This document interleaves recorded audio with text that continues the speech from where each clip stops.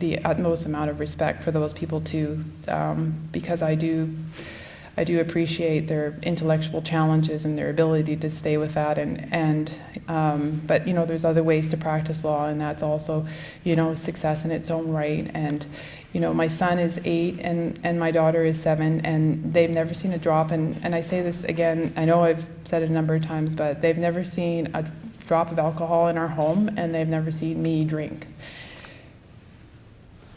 See, we're not in court, so when you talk about your kids, that's what always happens. But, and also, we've been having a lot of fun, and I've been able to be the parent that I think I wanted to be, and I think it probably wouldn't have been able to do that had I not moved up there, but, I've been able to be with them. They're involved in, and this is, again, I'm the first generation. I mean, my kids didn't ski. That was kind of a non-native thing to do, right? There was all these categories of what was native and not native, and my kids have skied every year for the last 4 years, and I've skied with them every weekend for 3 months of the year. And I'm in there like now. I was a bit of the gong show going up there because it was new, but like year after year we've gotten better, and actually they did very well.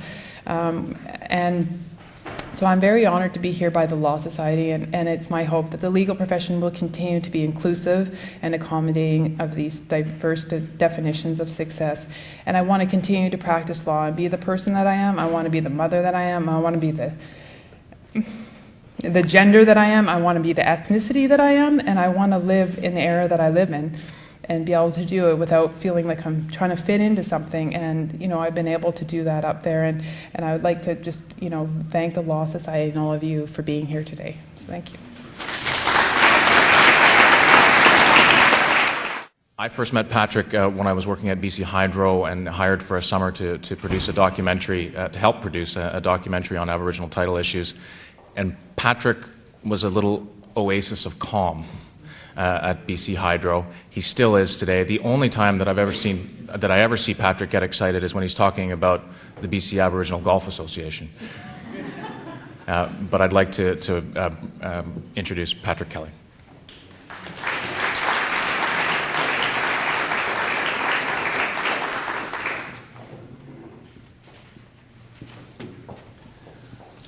Thank you, Duncan.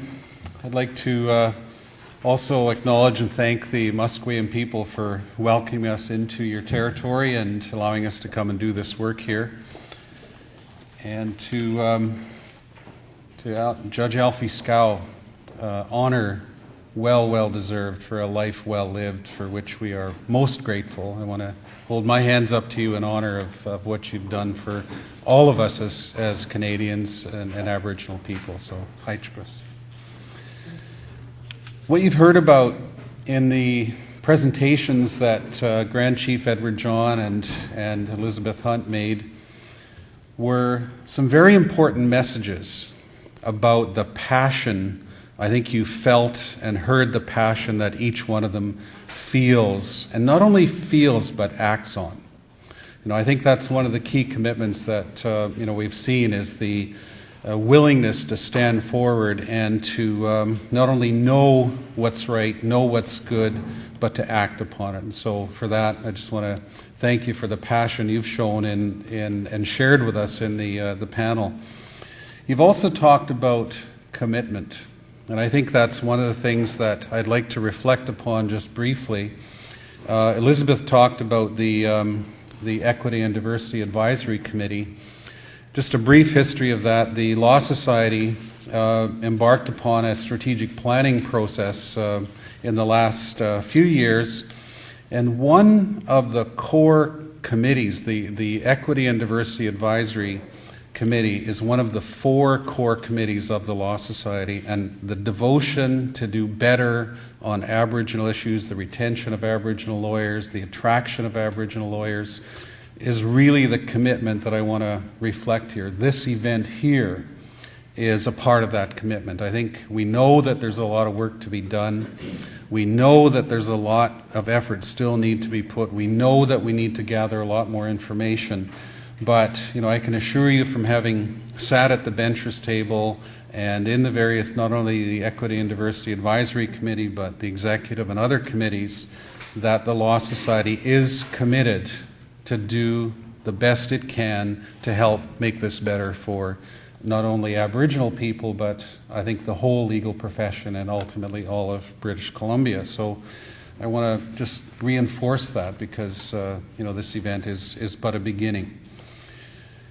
You've also heard the principle of inspiration, Judge Alfred Scow. I think both Elizabeth and Ed and others as well, other leaders, are inspiring for us all. I think those of you that are considering becoming lawyers or that are lawyers, I think each of you looks to some of the inspiring leaders that we have already in place and learn from them. That was part of what we heard as well. There's a lot to be gained from talking to these experienced leaders who have had the insight, who've had the contact with some very tough issues and faced them with honesty and integrity.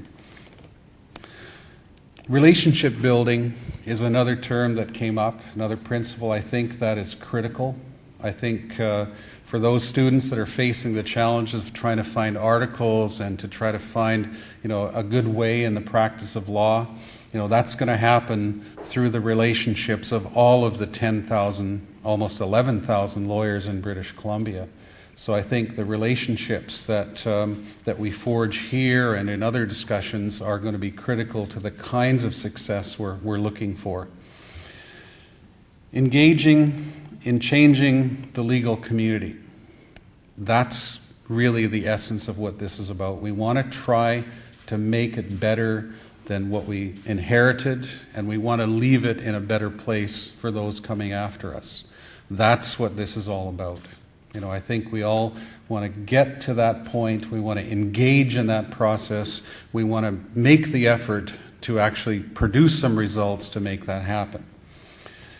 We've also heard the principles of inclusiveness, accommodation, and I think one of the most critical ones, respect for one another.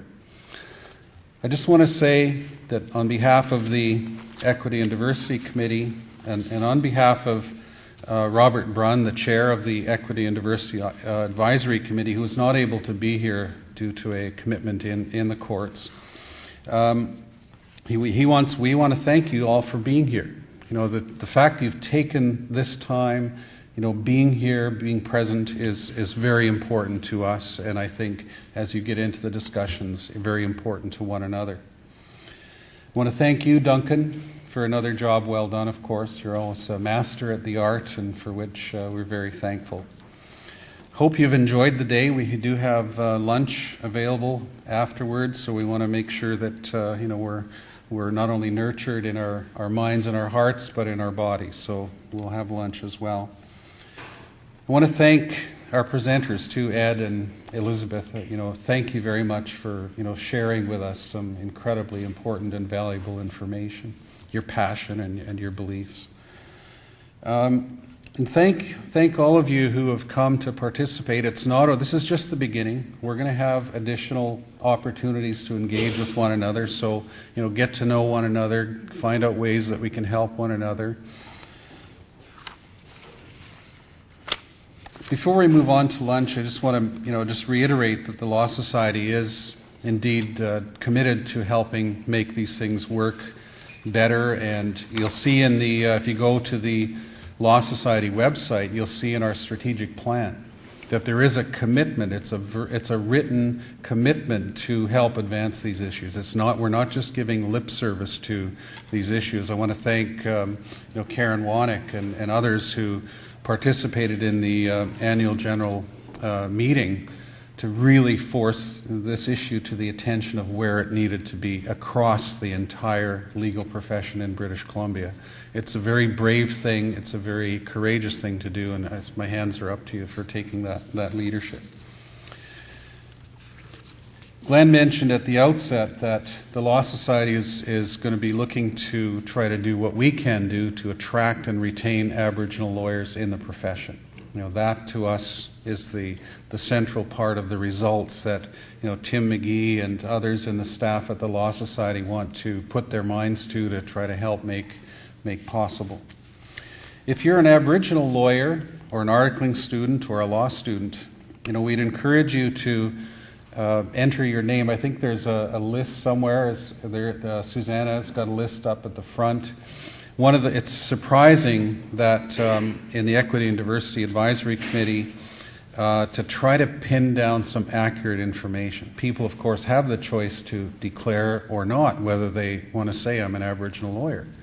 And it's been incredibly difficult to try to find what it is that we're facing as a challenge. The numbers aren't clear. We don't know where they are. We don't know that information. So I'd certainly encourage you to try to help us, not only start, but to maintain that information so we can put our minds to the best efforts we can.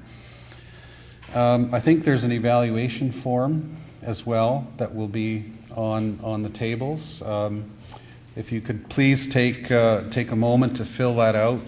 This is the first time we've done this. We do want to, get your feedback. We want to know, have we done, something useful, something good, or the ways we can improve, and we'll certainly take that information in advisement for the future. So please do take the opportunity over lunch to meet and talk with one another and to figure out ways that we can work together with one another. So with that, I'll close the formal part of the session, and thank you all for being here.